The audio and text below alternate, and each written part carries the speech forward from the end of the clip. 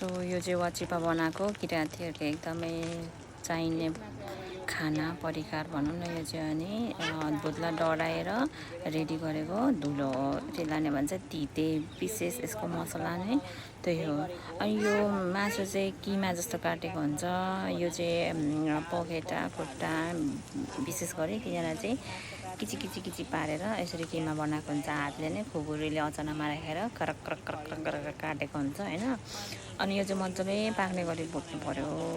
पहिला हामीले प्याज फुराउनु पऱ्यो, अनि त्यसपछि यो हालेर मजाले पकाउनुपर्छ एकदमै पाक्ने गरी, किनभने लोकल कुखुरा त्यसै पनि छिपेको हुन्छ, सारो हुन्छ, त्यही भएर। अनि यसको विशेष मसला भनेको अदुवा, प्याज अनि खोर्सानी रस्सै हुनु पऱ्यो यसमा चाहिँ। अनि त्यस पछाडि यो मजाले पाकिसके पछाडि चाहिँ हामीले लास्टमा तितेको धुलो छर्कन्छौँ र एकछिन भुटेपछि धेर बेर भुट्नु पर्दैन त्यसलाई। छर्किसकेपछि अनि हामीले अघि रेडी गरेको अलरेडी पाकिसकेको भात चाहिँ यसमा मिक्स गर्छौँ।